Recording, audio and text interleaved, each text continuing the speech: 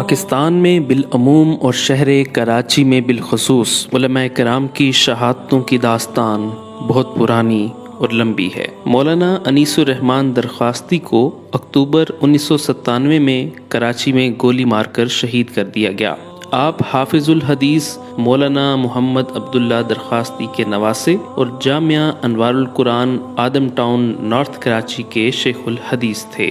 نومبر 1997 کو جامعہ علوم الاسلامیہ علامہ بن نوری ٹاؤن کے رئیس مولانا ڈاکٹر حبیب اللہ مختار، جامعہ کے ناظم اور استاد مولانا مفتی عبدالسمیع اور ڈرائیور کو دن دہاڑے لوگوں کے جمع غفیر کے سامنے شہید کر دیا گیا۔ مولانا ڈاکٹر محمد حبیب اللہ مختار شہید رحمۃ اللہ علیہ کا شمار محقق علماء میں ہوتا تھا۔ آپ خالص علمی اور تحقیقی امور سے متعلق تھے۔ 18 مئی سن 2000 کو مولانا محمد یوسف لدھیانوی کو فیڈرل بی ایریا میں فائرنگ کر کے شہید کر دیا گیا۔ آپ جامعہ علوم الاسلامیہ علامہ بن نوری ٹاؤن کے استاد الحدیث، عالمی مجلس تحفظ ختم نبوت کے نائب امیر، احراری رہنما اور ایک عظیم مذہبی اسکالر تھے۔ آپ نے اپنی زندگی دین اسلام کی سربلندی کے لیے وقف کر رکھی تھی۔ شہید اسلام نے بہت سے باطل فرقوں کا تعاقب کیا اور ان کی سرکوبی کے لیے اپنی زبان اور قلم کا استعمال کیا۔ آپ 100 سے زائد کتب کے مصنف بھی تھے۔ آپ ایک دہائی سے زیادہ عرصے تک روزنامہ جنگ سے بھی وابستہ رہے، جہاں آپ کا مشہور سوال و جواب کا مضمون، آپ کے مسائل اور ان کا حل روزنامہ جنگ میں شائع ہوتا رہا۔ ان مضامین کے مجموعے بھی کتابی شکل میں شائع ہو چکے ہیں۔ اس کے بعد 30 مئی 2004 کو بروز اتوار جامعہ علوم الاسلامیہ علامہ بن نوری ٹاؤن کے شیخ مولانا ڈاکٹر مفتی نظام الدین شامزئی کو گھر سے جامعہ کی طرف جاتے ہوئے فائرنگ کر کے شہید کر دیا گیا۔ آپ علوم الحدیث پر ایک سند کی حیثیت رکھتے تھے۔ آپ نے تقریباً 20 سال تک جامعہ فاروقیہ میں تدریسی خدمات سر انجام دیں، جبکہ شہادت تک جامعہ علوم الاسلامیہ بن نوری ٹاؤن کے شیخ الحدیث شعبہ تخصص فی الفقہ کے نگران و مشرف رہے۔ آپ نے اپنی زندگی میں تقریباً 48 سال افتاء نویسی کی خدمات سر انجام دیں۔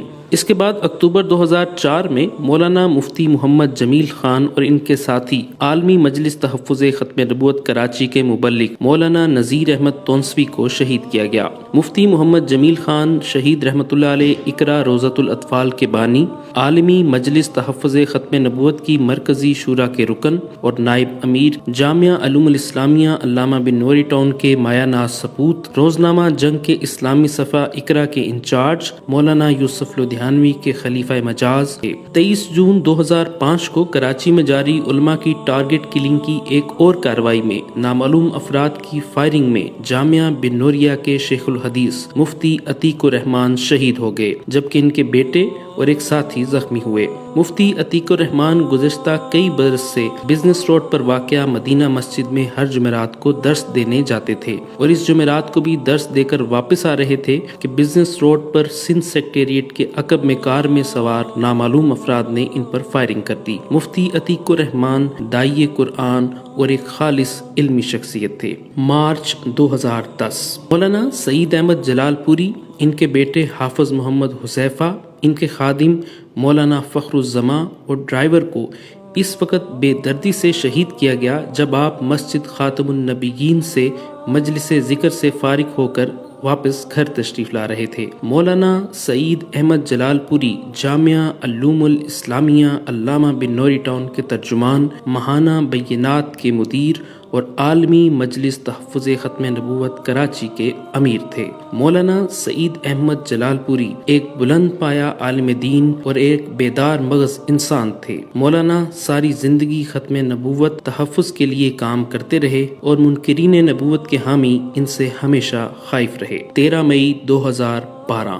پاکستان کے سب سے بڑے شہر کراچی میں ہدف بنا کر قتل کیے جانے کی ایک اور واردات میں ٹانگوں سے معذور داعی و عاشق قرآن مولانا اسلم شیخو پوری کو اپنے ڈرائیور سمیت شہید کر دیا گیا۔ یہ واردات شہر کے ضلع شرقی میں اس وقت پیش آئی جب مولانا اسلم شیخو پوری اپنی گاڑی میں شہر کے مضافات میں واقع گلشن معمار کی جانب گامزن تھے۔ ملزمان کی تعداد 4 تھی، جنہوں نے اپنے ہدف پر فائرنگ کی اور فرار ہو گئے۔ اطلاع تفصیلات کے مطابق ملزمان نے پہلے ریکی کی اور پھر منصوبہ بندی کے تحت قتل کیا۔ مارچ 2010 پاکستان کے شہر کراچی میں نامعلوم افراد کے حملے میں سپاہ صحابہ کے رہنما مولانا عبدالغفور ندیم اپنے بیٹے اور ساتھیوں کے سمیت شہید ہو گئے۔ مولانا مفتی عبدالمجید دین پوری کو 31 جنوری 2013 کو بخاری شریف کے درس کے لیے جاتے ہوئے اپنے رفیق دارالفتہ مولانا صالح محمد اور ایک ساتھی کے ہمراہ کراچی کی مصروف ترین شاہراہ پر شہید کر دیا گیا۔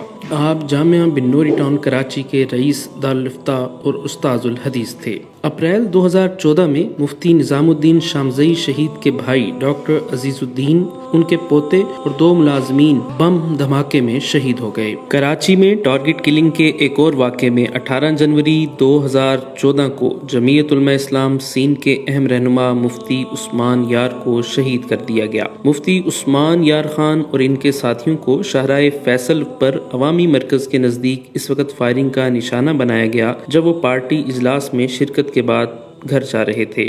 مفتی عثمان یار خان سمیت کار میں موجود 4 افراد سینے میں گولیاں لگنے سے شدید زخمی ہوئے اور جب انہیں جناح ہسپتال لے جایا گیا تو مفتی عثمان یار خان اور ان کے 2 ساتھیوں نے دم توڑ دیا۔ مفتی عثمان گلستان جوہر میں واقع مدرسہ دارالخیر کے محتمم بھی تھے۔ 10 ستمبر 2014 کراچی میں حیدری کے علاقے میں فائرنگ سے جامعہ بن نوریہ عالمیہ کے استاد اور مفتی محمد نعیم کے داماد مولانا مسعود بیگ شہید ہو گئے۔ مولانا مسعود جامعہ بن نوریہ عالمیہ کے شعبہ بنات کے ناظم اعلیٰ تھے، جبکہ جامعہ کراچی میں وزٹنگ فیکلٹی ممبر بھی تھے۔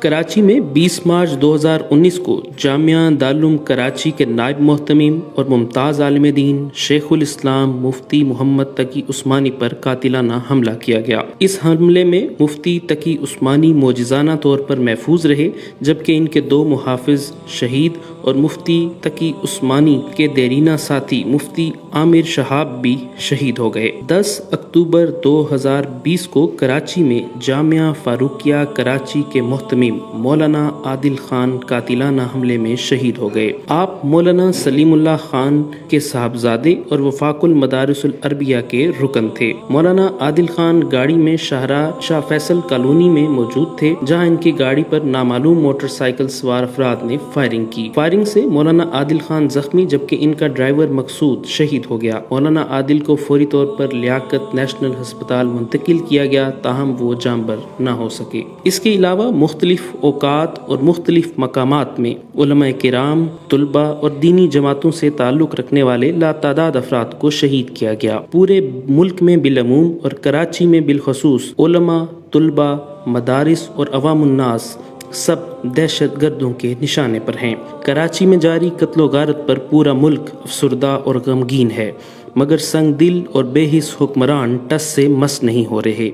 دن دہاڑے قتل ہوتے رہے، لوگ اغوا ہوتے ہیں، ٹارگٹ کلنگ ہوتی ہے، لیکن کوئی پوچھنے والا نہیں۔